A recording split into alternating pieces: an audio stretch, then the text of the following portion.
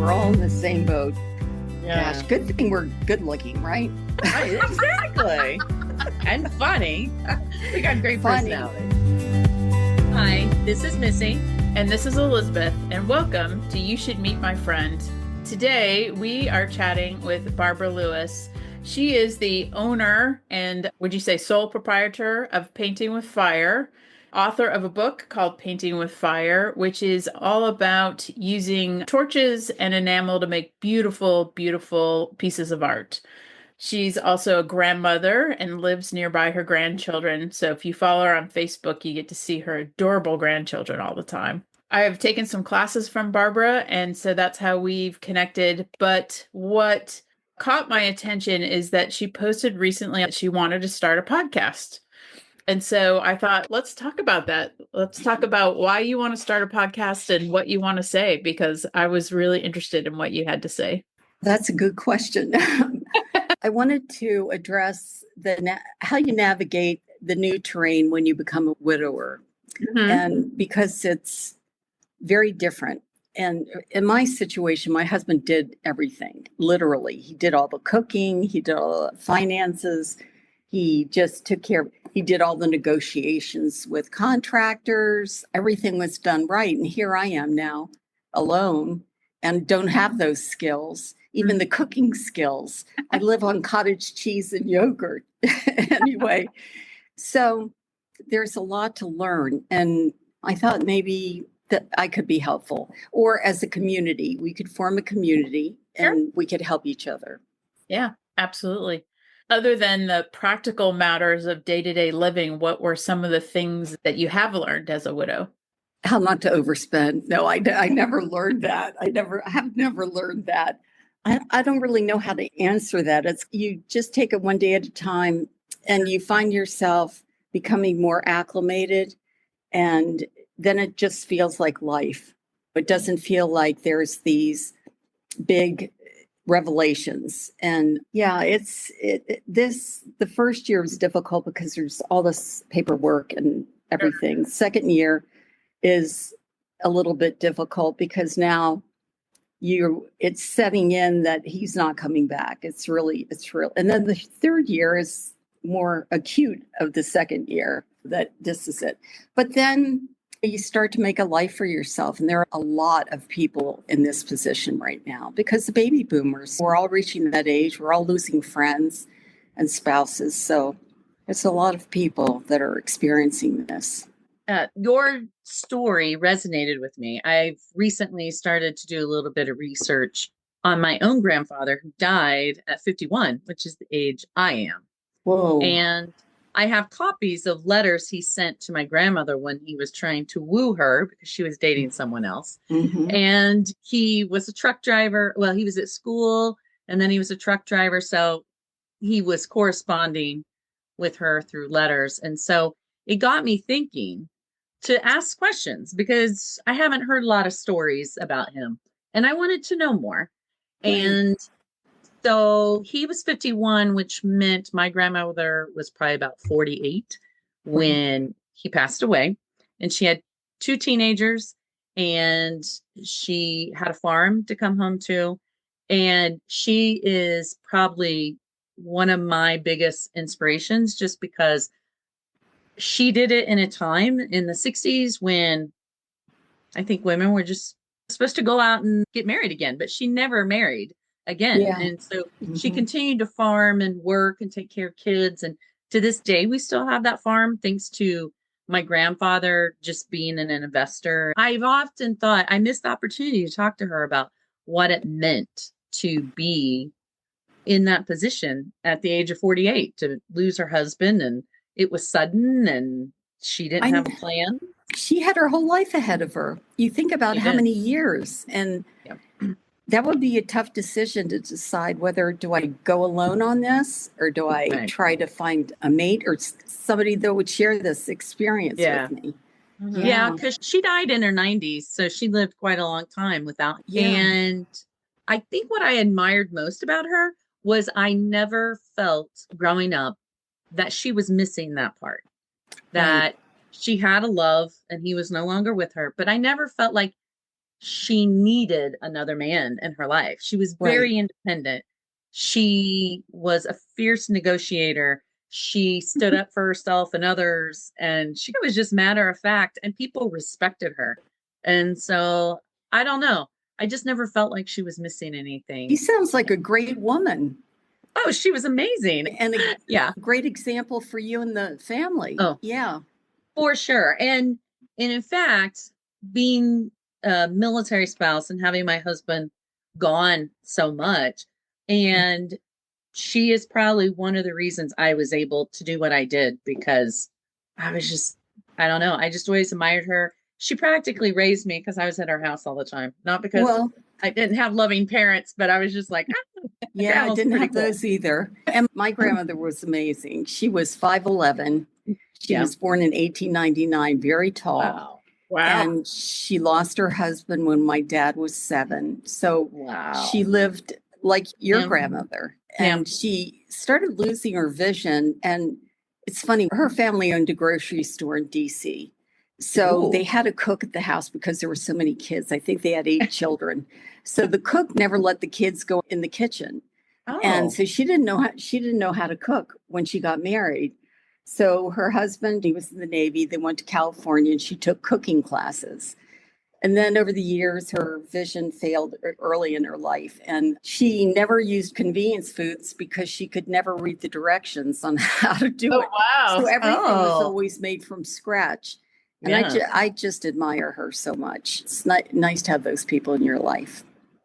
Grandparents are, I know you'll go more into this, and I know not everybody has wonderful, loving grandparents, but I was so blessed with grandmothers who, if I think about it, like when people go, why are you so fiercely independent? Or why are you so this or whatever? And I'm like, my grandmother. It's like DNA. It is. Oh, yeah. Yeah. And in fact, the cool thing is I never met my grandfather, but I have a friend that she tries to remember as much as she can about him. You are so much like your grandparents. She's your grandfather would have loved you. And doesn't that make you feel great? it does. I work at a funeral home, and I shared one time that one day I had a dream about my grandfather, and this was just probably about 2 years ago. And I just came in and I was so emotional because I had never had that experience before. And I was just like, that was a gift to just spend what felt like an evening with my grandfather. Right. I think that's great. Intuition is so powerful. And we don't even know. I think you should listen to it. Sure. I feel like I'm guided by it. Oh, because yeah. I have ADD, so nothing else can guide me anyhow. So I can't remember what's supposed to be guiding me. So my gut is usually what guides me. Yeah. So my thought is, I think you have a great idea, and I think you should pursue this podcast. And if you want to know how not to do things, I'm your gal. Okay. Well, if you want to know how to do everything right, talk to Elizabeth. So. We'll get a combination of both. There you go. Yeah. Yeah, maybe we'll start the You Should Meet My Friend podcast production company. Ooh. And we'll be the next Serious Radio podcast stable of talent or something like that. There you go. Mm-hmm. Inspire a lot of different people to talk about their things, whatever they can contribute. We can dare to dream. I think it's fascinating. And also it just shows our times. I'm sure that my grandmother just went on about her life because that's what she had to do for survival. Right. But there was, I don't know, I was not around then, but you didn't talk about it. There probably wasn't a whole lot of support for her, especially in rural Indiana, be able to guide her or give her resources. So she had to figure it out all on her own. So I think the fact that in this day and age, we can talk about it, that people have resources is a beautiful thing. So. Yeah, absolutely. Yep. The thing I miss that I didn't think I wasn't even aware of is male energy. Now there's not that. And he did so much. And I thought, what did I really do? Did I do something? He would send me to the studio. I'm sure it was when I had an absence from the studio and things would be building up. And he'd say, why did you go to the studio? And I know it was probably because I was ready to explode. So, yeah, he was a great guy. Yeah. I think he was at that second class I took with you as your. He was with me all the time. We were like, yeah, it's you feel his absence. But I can tell you one thing. So he died on December 16th, 2022. And my son came up to me and he said, Mom, he said, you're the matriarch. And he was just telling me that he recognized me as the head of the family. And that was such a sweet thing because they do. Your kids, he's 39, but they still come to you for wisdom. They still need that. Yeah. But Jim was definitely, we were so happy to have him because he handled everything. He just knew how to do it. Yeah. Yep. I sent us a very lovely email with lots of background on you. It was beautifully written. So if not a podcast, you definitely need to be thinking about writing a book for sure. But I did notice that you and Missy share a love, of algebra. Oh, she beat me to it. Yes. I have a 5th grade math level. I said something to Laura the other day. I said, how about getting the adding machine? And she said, what? What adding machine? And it was just like a time warp. But yeah, some of us are gifted in math and some aren't. My husband was a math major before he went into psychology. So he was fine with taking over those responsibilities.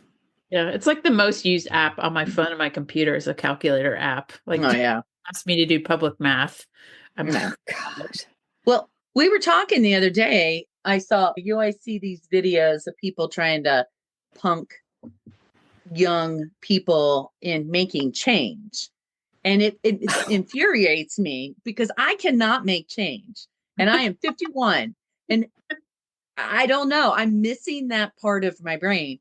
And so I was, hey, wait a minute. There's adults that can't do this. It's not like a generational thing. But I met my husband in math class, and I just figured out that it was easier to date him than it was to learn math. Right. Oh my gosh, that's so funny. Do you remember when they used to count out the change? They would. Yeah, I wouldn't be able to do that. No. I mean, Elizabeth it tells you exactly how much change, and I can count that out to myself. Oh, yeah. Yeah. Our church has an annual craft fair in November. I always volunteer to work the register, but I 100% use a calculator for everything. And there are all these big whole numbers, but I'm like, nope, I need assistance. I can't trust my brain the right way. Yeah. We're all in the same boat. Yeah. Gosh, good thing we're good looking, right? Exactly. And funny. We got great personality. Funny. I tell you, humor plays such a big part in your life. And if you don't have that, I think, life has a funny way of kicking you around for a while. So you develop humor. So by the time you really need it, you're an expert. Yeah. Yeah. Man, we got a lot in common. That's scary. Oh, I know. Like we're math disabled people. Wow. Gosh. So would you consider yourself as always being an artistic person, or did you just get to a certain point in your life where you had, I think you talked about a pottery class you took, and was that the inspiration? I'm curious. I never really thought of myself as artistic. I thought of myself as creative. Mm-hmm. And because I started sewing when I was 12 out of necessity. And that's how I would express myself. And it also helped I'm prone to depression. So it helped to alleviate depression for me. And doing anything creative with my hands helps. So artistic, not, but creative. Yeah.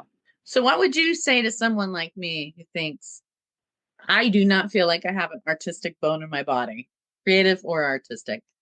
What would you say to someone that says, I'm not artistic, I'm not creative? Everyone says that. Everybody says that.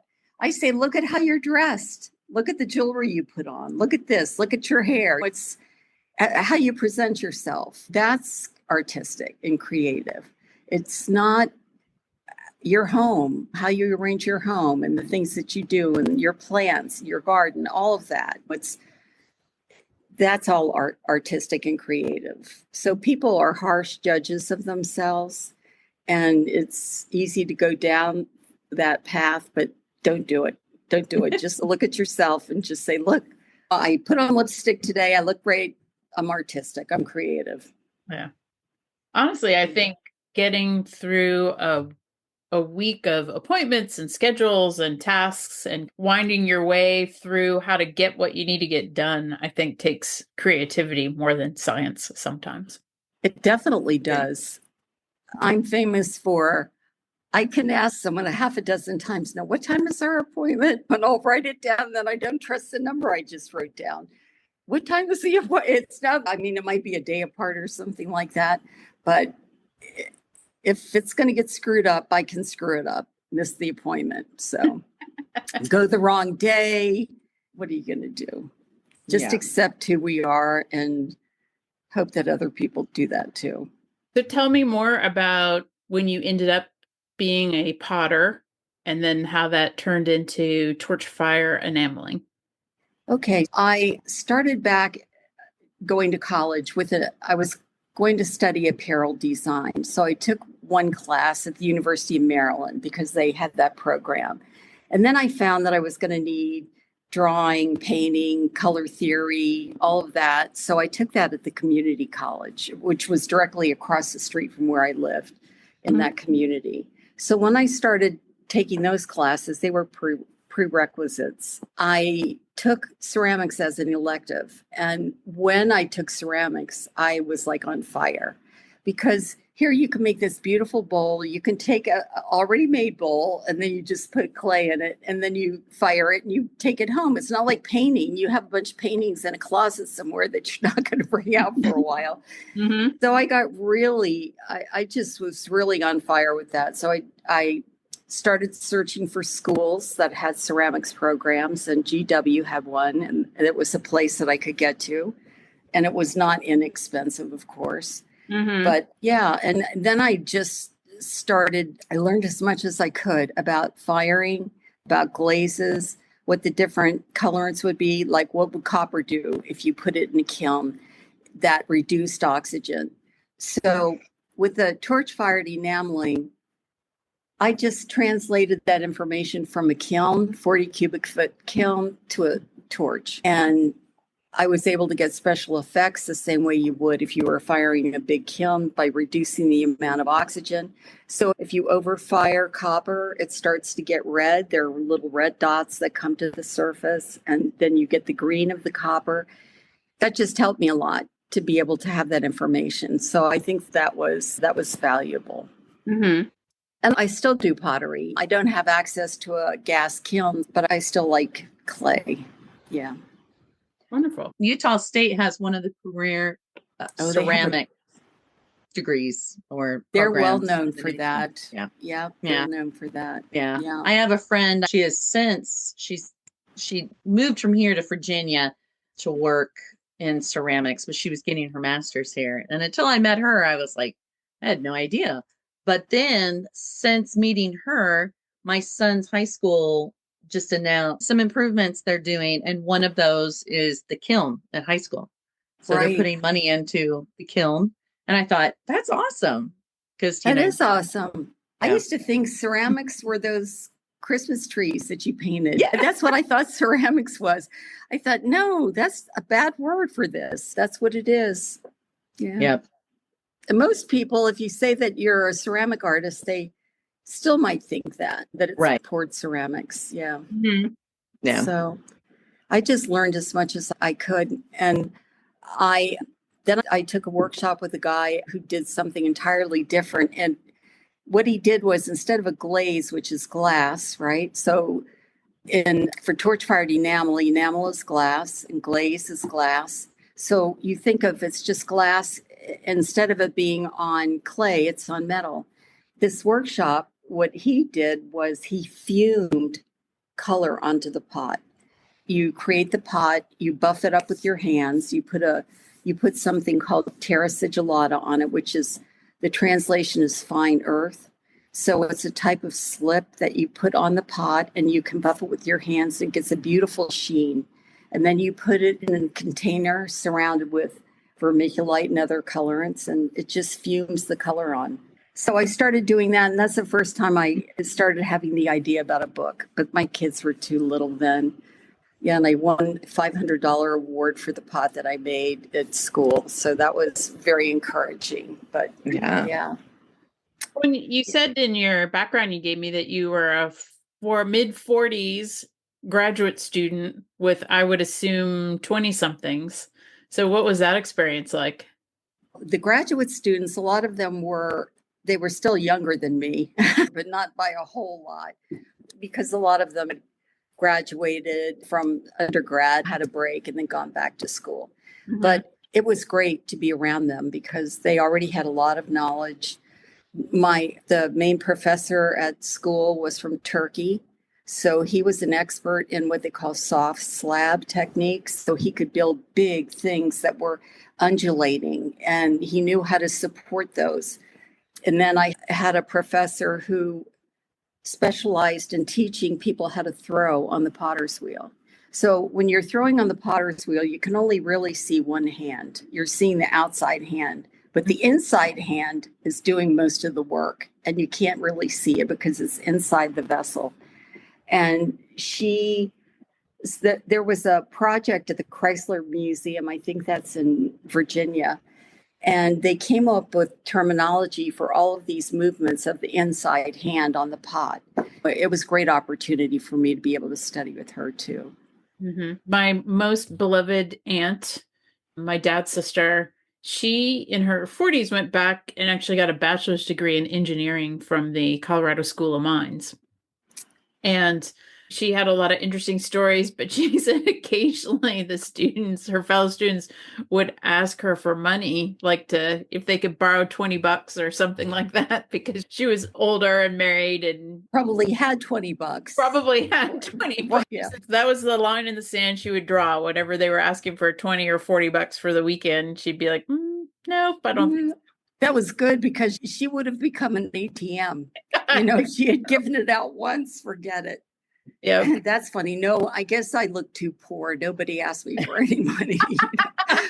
I don't know. Kids, you never know. So impressed that the program was at George Washington University, because I guess in my brain, I picture that as a very buttoned up political science and lawyer. I think they have a medical school too, actually. Yeah, yeah. I had no idea they have such a rich arts program as well. They really do. And this is really funny. The hierarchy of the arts program is the painters are on the top floor. They're the penthouse. And then I don't know who's on the middle floor, but the potters are on the bottom floor, the ceramic artists.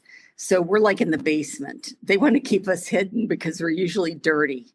One of the students, he was from Greece, organized a learning abroad, opportunity for the artists. The painters got to paint on the beautiful ocean, on the shoreline, and out in nature. The potters got to go to a ceramic tile plant where they worked in a factory. And I thought it just reinforced this whole hierarchy of inside of a building. Yeah. Two things. You've made your own beads, like jewelry beads? Yeah. Well, because Elizabeth here is. Yeah, I was looking on my desk. Yeah. I found one of the ones I made. Yay! That's right. That's it. Is that one you helped her make? Yeah. Helped her enamel. So the bead was formed, but we used those beads at workshops so you could learn the technique. Okay. It was easy to use, inexpensive. You could go through a lot of those while you're learning. And then you could move on to other metals. Yeah. It's copper. And unfortunately, this has gray enamel on it. So it's not super colorful, but all the shiny part is. Right. Yeah. And actually, that bead is iron. Oh, it's iron? It's iron. If you put a magnet on it, it should, And now she's going to, I don't know if the glass will interfere with that at all, but it's iron. Yeah. While she's looking for a magnet, you and your husband built your own kiln in your backyard. I gave him elbow tendonitis. So how does one build a kiln? It's just an oven, basically. that right? Well, this kiln has an arch. It has a sprung arch. So Okay. it's like you get a plan for one thing. You already And have a then husband with a you get- plan. yeah, you get a plan for the kiln, but that arch, every brick is cut precisely so that, because there's nothing holding it together other than the pressure of the sides of the kiln. Does that make sense? Yeah. So you yeah. have this arch and it's just hanging out there. And then the sides are what's holding it in place. And yeah, it's pretty amazing. They're very impressive to see. It would be fired with two 450 BTU burners, which were Wow. huge. And he would I always wanted him to light the burners for me. Yeah. But yeah, it gave really beautiful work. So and it's big. We used to call Yeah. it the crematoriums. That might, you know what I mean? I was So just you could thinking fire something really big inside there. You could actually build something really big in there. I was thinking your class where I discovered my love of using flames to make things. Yes.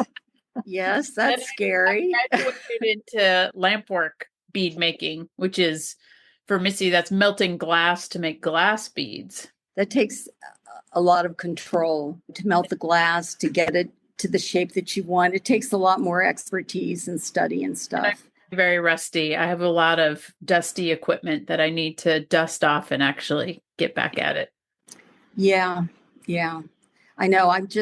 If you saw my studio right now, you probably have a heart attack because I had someone come in and there were things that I just needed to get rid of in order to be able to have it function better. Mm-hmm. Because I've got a lot of fabric in there. I do quilting, I do silversmithing, the torch-fired enamel, the clay. Garages get small fast when you start packing them with all that stuff. And my husband would say the mice come out stoop-shouldered when they come out of your studio. But yeah, I'm looking forward to sorting through stuff now to get it organized so I can actually start doing some work. Because when you're in the studio, you really lose yourself. It's in thought. And every problem you have in the world is going to be solved in there because your mind is free. Yep. And it's very peaceful. It's a peaceful place to be, but we got to get it peaceful. Not now. No, that's no peace over there right now. So that's going to be changing. Yeah. Once you take a couple classes, then you start to follow different artists that do different things. And Right. there are some bead makers that this is their profession. And so they'll go into what they call production mode, where they'll just make hundreds of beads in one day. And some will watch TV as they're doing it. And I cannot do that because I'm not good enough. And if you slip and if you're not paying attention, you can really burn yourself. Oh, yeah. Or one Absolutely. day I was wearing a brand new shirt. Like I just ripped the tags off and I ended up burning a hole. Oh my God. Let's hope it's in a part you could tuck in or something. It Yeah. is. And luckily it was like a t-shirt over the waist of my jeans. Because Yeah. if it had not been over my jeans, I would end up burning myself as well. But luckily all I did was burn a hole in a new t-shirt. Yeah. I tell you, I can't do production work like that because I get too bored. Yeah. You know, I can't. But really, they're the ones that are going to be making the money, not me, because that's how you have to work. Sure. It's just a different mindset, but I have to be able to, I can't do that. I can't do that. Yeah. So you had a building with classroom space in Yes. St. Petersburg, and you said, is that sold? So you're not doing that anymore? Yes, it got to be too much. I was 65. I was working harder than I had ever worked in my life. And I thought, I can't keep doing this because we were teaching there. We were travel teaching. We had an online store and we had a store in the building. And it just got to be so overwhelming and just oppressive. And I thought, I can't do it. I just can't do it anymore. I wasn't getting any of my work done. I wasn't being able to be creative. So, yeah, so we sold the building and it was the right thing to do. Yeah. I have to say, for someone who is 65, you look incredibly much younger than that. Oh, I don't know. I have good genetics. What can I say? Yeah, my Yeah. mother was good. Yeah. I could see you forging these two interests, taking your love, your creativity, and creating a space for fellow widows or widowers, teaching them. I think that would be my biggest thing if something happened to my husband, would be like, now what do I do? I need that, like you said, to create a peaceful place and just lose myself in something. I don't have hobbies like that I think if I did, I may be like a more like centered, grounded person. Well, it definitely does that. It definitely does that. Yeah, Mm. and start thinking about what you might like to do. Take a couple of workshops. Those are always fun. Yeah. Now, this was something I wrote, was that people who attend workshops, you think that they're fun, and they are fun, but a lot of people come and they're a little nervous about, how am I going to compare with the other students? Am I going to be able to keep up? And Right. that was my job, to try to just help people be comfortable. And it always worked out because the technique was so easy that you have these fears, but they were really unfounded once you started working with the Yeah. technique. Was it scary to write a book? Because Elizabeth and I are hopeful authors. It was very scary. Yeah. It was very scary because once I signed the contract, then I thought, oh my gosh, what am I going to do? I started panicking. I started you panicking sold- about what I was going to write about. It was very scary. I thought, can I get out of this now? No, but No. it was very successful. You sold 10,000 books in 2 days. Yeah, that Here's was, one. Wow. yeah. Most authors they might sell 10 or 15 books, seriously, and it's to friends. But Yeah. I had built a community. Just on my blog, I would post pictures of my experiments and stuff. And then Yeah. people got enthusiastic about that. And then they That is started doing awesome. it. That's how it happened. And so they had a publicist, right? The book publisher. So she's writing me this letter, and it says a bunch of stuff. And at the bottom, by the way, your book was named Best Craft Book of 2011 at Amazon. And I thought, you should have led with that. Here, this is way down at the bottom. I just thought, Yeah. It's crazy. Yeah. It was exciting. Definitely was exciting. Second book was a lot harder to write because I had the studio going, and it was a lot harder. Yeah. Yeah. I'm always fascinated with books on any craft because you have to come up with all the projects and then all the words to describe the projects. And then there's a whole multi-day process where someone takes pictures of the different stages of the projects for the book. You have to come up with the project, then you have to bring the materials that you used for the project. Yeah, you described it perfectly. Yeah, and the photographer was fantastic. Yeah. She was really good. Yeah. Step by step. And I really wanted clarity in my writing so that people could understand it. And a lot of people, that's what a lot of the reviews say, is that it's clearly written. And that makes me feel good because that was what my goal was to do that so that they could do it when they got home. Yeah. Not everyone can explain what they do step by step clearly. It's okay, this is what I do, and they just hurry on their way.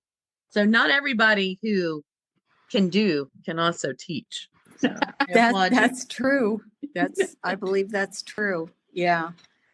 But we all have different skills. I used to edit Jim's reports, so I've always been good with writing. And so that was the enjoyable part of the book, being able to do that, because I can't do math in the book.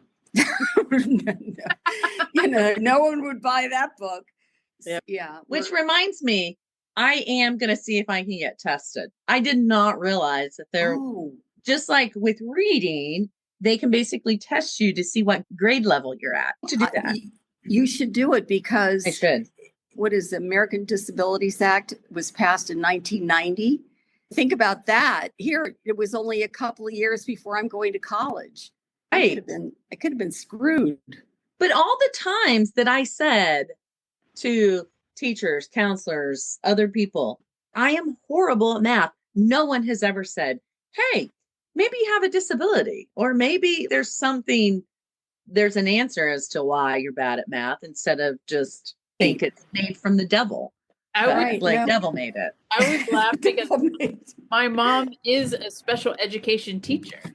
Oh, there you Really? go. But she would always give me a hard time about the fact that I couldn't spell. And now that I have my own children, I'm like, how could she not see that perhaps Right.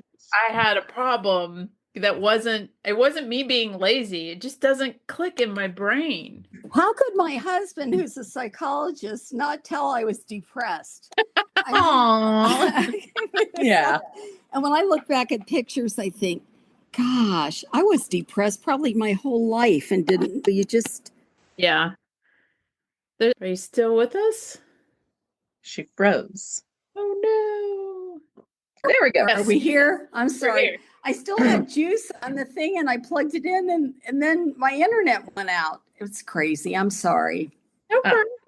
You can edit this out. Edit this Absolutely. What do you mean? Okay, big This edit. is the pinnacle of our interview. Oh, my- Also why Missy and I podcast, because without skipping a beat, we just kept talking to each other and Yeah. we could talk. Yeah. I thought, do I need a tech person here to help No. me, which would be my son-in-law or my son? I thought I shouldn't need that, but these old houses, you can be talking on the phone. I can walk into the kitchen and it'll go dead. It's Yeah. ridiculous. I live just on the edge of the grid, I swear, because I don't live that far from town. But Yeah. like after my road or after my house, the road turns to gravel, and most of the time it has a million potholes. I try to tell people where I live and they get lost and confused, and my internet comes and goes for no apparent reason. But Yeah, you wouldn't think in St. Petersburg, it is a city, No. we would have these problems, but yeah, we do. yeah. I sent you our 5 questions that we ask everybody. But before we get to those questions, I just have one more other question for you. And that is, it is clear from what you post on Facebook that you love being a grandmother. What is one thing about being a grandmother that surprised you in a good way? Let's put it like this. I mean, My no- scalp is tingling just thinking about that. I'm feeling goosebumps.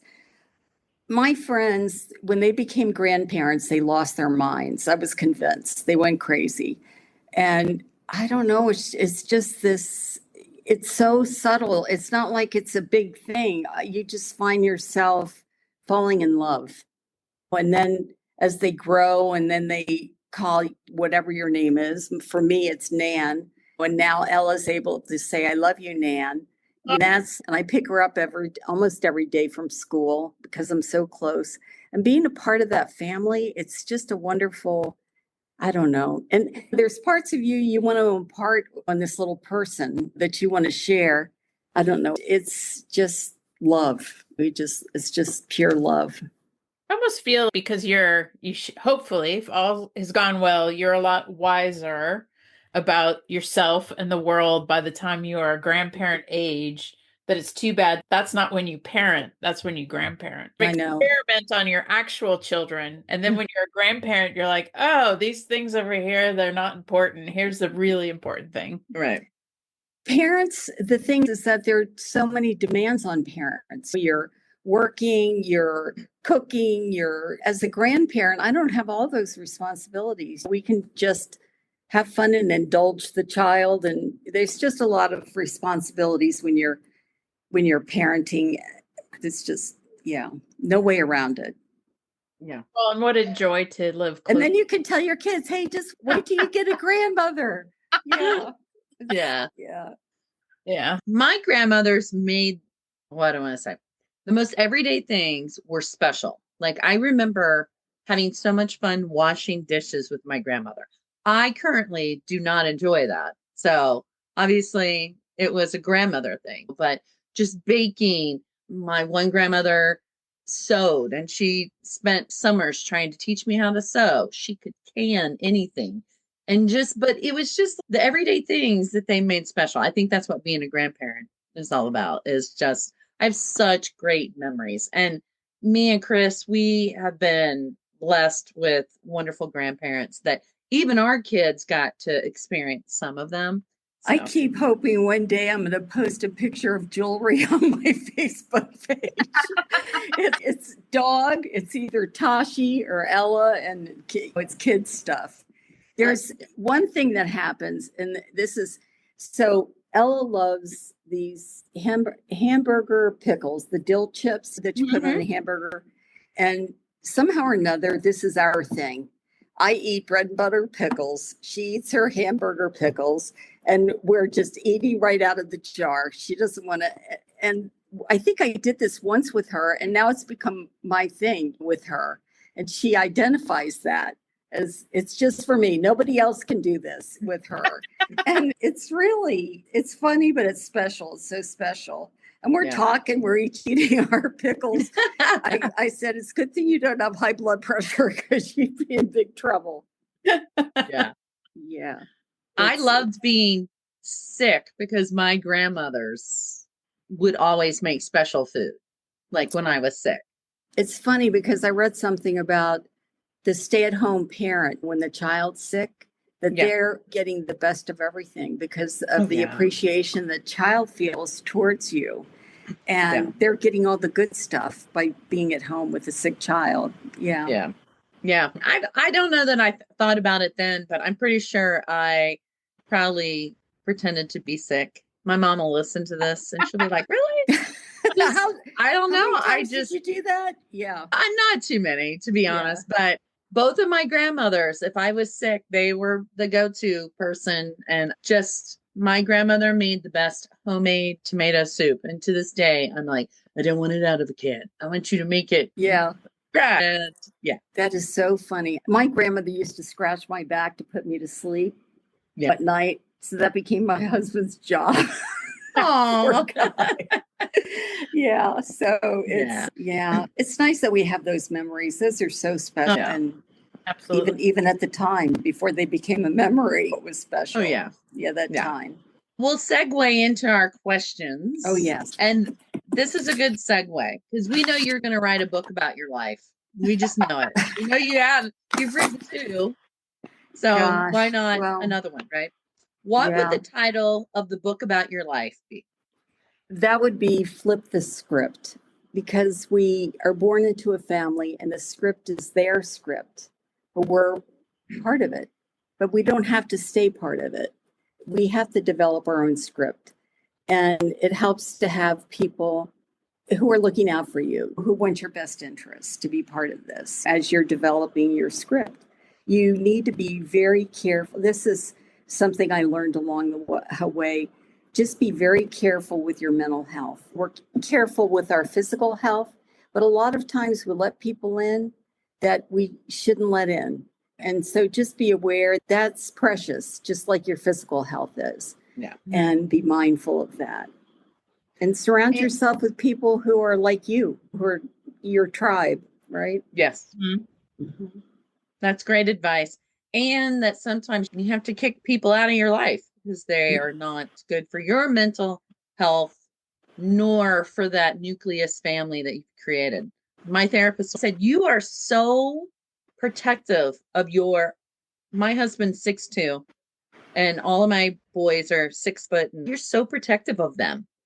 And he's like, they're all big boys. They can take care of themselves. And I said, I know, but I am just very, no one's going to get inside our nucleus of a family. That's smart, because certainly they can take care of their physical self, but I don't know that men are really good at taking care of their mental health. And that's what you're looking out for. Thank you. Yeah. I think you have definitely flipped the script. And so I applaud you. Yes. Took a little bit of work, and a lot of work actually, but that's why I'm protective of that mental health, because that's something, it's important. It's important. And your husband sounds like he was very protective of you and probably of your mental health. And Yeah. obviously, he came along in your life at just the right time. And Oh man, you're not kidding. I was swooning over him, swooning. He's the sweetest person I've ever met. He's the sweet, and he just was the nicest person, and he has always been that. Was always that way. Yeah, yeah. I have a coworker that's dating, and I'm always telling her, Emma, pick the nice guys. Absolutely, absolutely. Yep. So Can't go wrong with that. We were married 51 years, so it worked. right. So it You obviously work at worked. it. You work at it. Yeah. And Elizabeth and I, we married nice guys, so we can attest to that. Yeah. Well, it sounds like you did, or you wouldn't have that pleasant demeanor that you have. That's true. That's true. Although That is true. I tell It is Greg true. he's on a year by year contract because I don't want him to get too comfortable. So Just keep him guessing. I don't want him to think that he's good forever. He's got a Right. next contract renewal. Anyway, so one of the questions is an unpopular opinion, right? Yep. Yes, And that was hard. That was hard. it was. It is. I was telling Elizabeth, because I give in. If I succumb to anything, you can convince me. But today I was thinking about that. I thought of Jim's, he had renal cell carcinoma, and he was a devout Catholic. So he would never have done what I'm going to suggest, is medical aid in dying. If you have a terminal illness, because this is what I would like for myself. If I have a terminal illness and I'm at the end of life, that to make it easy on everybody, on me, on the family, to be surrounded by love as you go to sleep, but it's a personal decision. And I know religion plays a large role in that. But in 10 states, it's an option. When you see your husband wither away and just the end of life, it's difficult. It is. Yeah. And I think once you do watch someone and you sit with someone as they take their last breath and you've seen them suffer, it does make you think differently about, would I want that for myself or would I support that? I think it definitely has. It affects you. It definitely affects you. I felt I was in the tunnel of trauma is what I called it, like where it's black all around and there's a light here and you're just moving toward the light, which is the next emergency basically. Right. And it's difficult, but wouldn't be for everybody. If your house is on fire and all humans and pets are safe and sound, what is one thing you would grab to rescue? I have a red plastic file folder, and it's red for a reason, so I can spot it, right? Even with ADD, I know where it is. So in that folder is all of the important papers, the deed, whatever, and it has my kids' baby teeth in there. Oh, wow. A lock of my husband's hair. And I would just grab that. That's all I would have to do is grab that. And sorry, it's not more exciting. No. Just grab the folder and run. Yeah, but the fact that it's a red folder, so you should be able to see it and that you have it all in one place is great, because I might just be running around like a crazy person. I think I must have read this somewhere and I thought, that's a good idea. Yeah. So I just appreciate that you have a house full of your artwork and you chose the baby teeth. So I just. And Laura says, Mom, you don't even know what teeth belong to what person. They're just all together. So I thought it belongs to one or the other of you. So that's as close as we're going to get. I think you should make art out of it. I really do. Make the teeth, make some jewelry or some artwork, put it in a ceramic cup. Little earrings, little dangles. There you go. You use that creativity. Would be a conversation starter. Oh, definitely. Sure. People They'll will be like backing up. Whoa. That's right.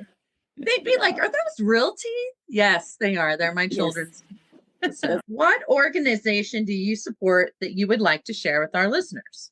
I wish I could say that it's like Tunnel to Towers, and I think all of those are really good, and I should do that. But really what I do is I am interested in GoFundMe projects with people that are local. And also I support Ellis School Alegria because they were badly hurt by the hurricane. And so I've tried to help them as much as I can. So it's not like someone's taking something out of my account every month, but I'm able to respond to needs. Yeah. It feels more. I think feel it's more connected. Yeah, absolutely. I think Yeah. that it's something we talk about with my church all the time, that the tradition of tithing is getting a little old fashioned, and what people want is they want to see what their offerings are going towards, what it's actually doing.